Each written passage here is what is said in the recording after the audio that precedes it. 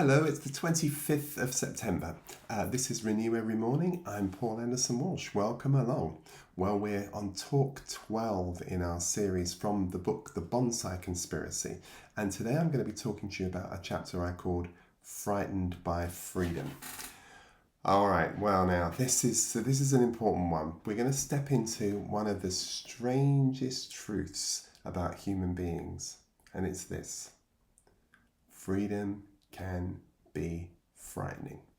Now, we say we want it, we sing about it, we protest for it, we even pray for it. But when freedom comes close, really close, many of us pull back. Why? Well, because freedom demands responsibility. Freedom strips us of any excuses. And freedom means we have to step out of the cages that we know so well. There's a real paradox about freedom. Think about it.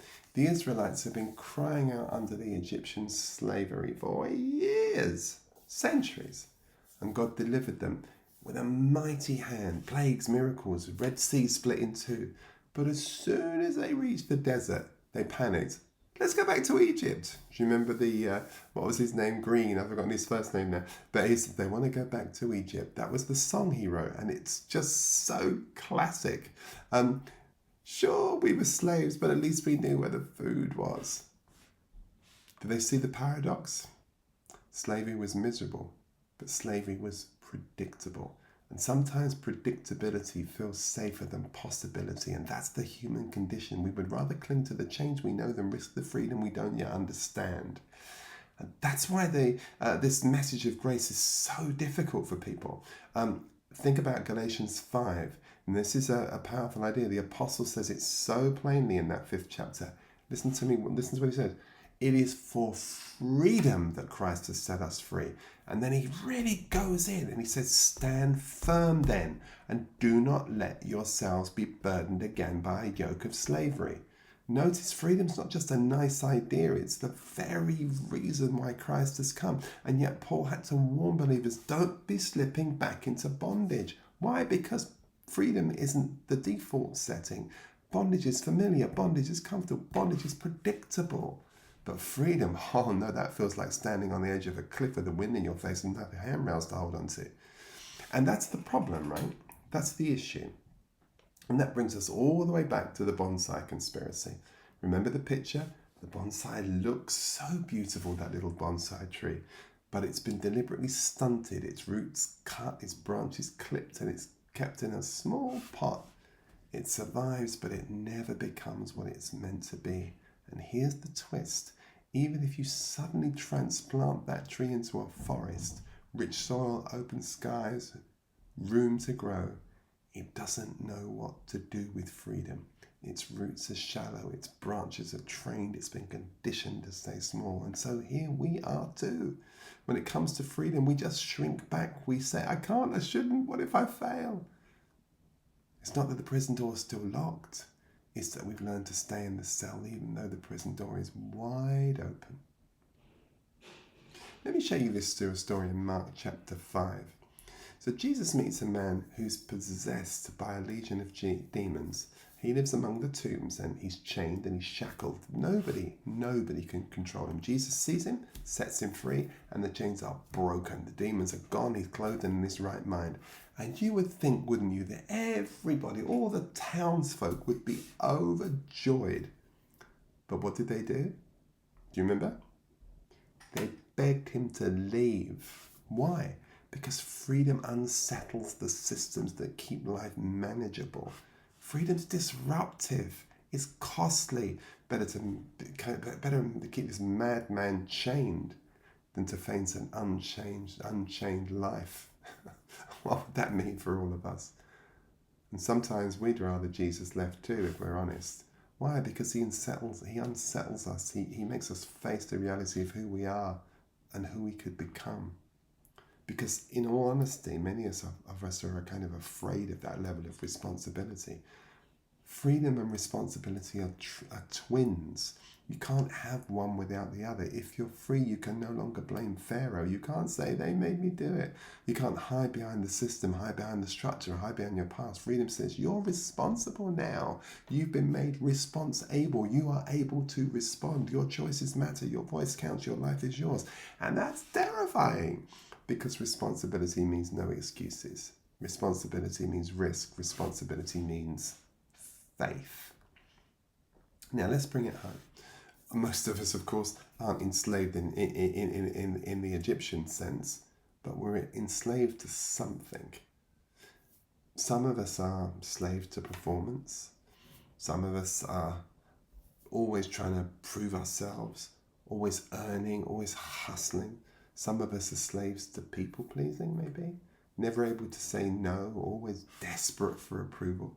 Some of us are slaves to the past, old labels, old wounds, old stories that still hold power over us. And some of us are slaves to fear. Fear of rejection, fear of freedom itself. And Jesus says, I've opened the door. Would you come out and just be free? But our response is often, can I just stay here a little longer? It's a bit scary out there. The novelist Joseph Campbell once said, we must be willing to let go of the life we planned so as to have the life that's waiting for us. That's freedom. Letting go of the life we planned, the small with the predictable bonsai life, so we can receive the larger, unknown, God-shaped life. But that takes courage. And courage, I think, by definition, always feels scary. Now, let's not forget, freedom isn't cheap. It cost Jesus everything. The cross wasn't just about forgiveness, it was about liberation. He broke the power of sin. He destroyed the chains of shame, and he opened up the way to the tree of life for us to be able to live free. And yet, this is the tragedy. So many of us stand at the foot of the cross with shackles already unlocked, but we don't walk free. We're frightened by the very thing he died to give us.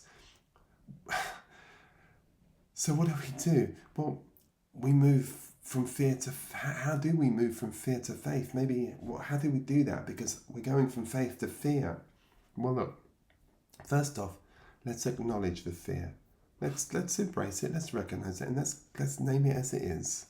And let's have compassion upon it. Don't pretend it isn't there. Freedom is scary, but naming fear is the first real step in disarming it. Second, trust the one who sets you free. Freedom isn't about self-reliance, it's about reliance on Christ. He doesn't just open the door, he kind of walks he walks with you through it, I guess. And then we need to practice our freedom daily. Take small steps. Say no when you need to. Speak up when you've been silent. Risk love instead of fear. See, freedom, I've understood, grows with use. At the heart of the gospel is an exchange. We talked about that yesterday. Jesus takes our bondage, and we in turn receive his freedom. He takes away all of our fear, and we in turn receive his peace. He takes away our small, stunted bonsai life, and we receive his wide open, spirit-filled life. But that exchange only happens if we're willing to let go. To let go of Egypt, to let go of our chains, to let go of our fears. Let me leave you with a picture. Imagine a bird raised in a cage. Every day it looks through the bars. Every day it sings its song. And then one day the door is opened. At first it doesn't move. The sky looks too big. The air feels too vast. It flutters on its perch, but then one day it leaps. Its wings spread, air rushing, sky endless. That's freedom. Scary at first, but once you taste it, you'll never want to go back into the cage again. So my dear friends, please don't be frightened by freedom. It's for freedom that Christ has set you free. Would you stand firm in it? Would you refuse to go back? The cage is behind you. The sky is ahead of you. Step out. Live free. You won't sink. You'll soar. See you tomorrow. God bless you. Bye-bye.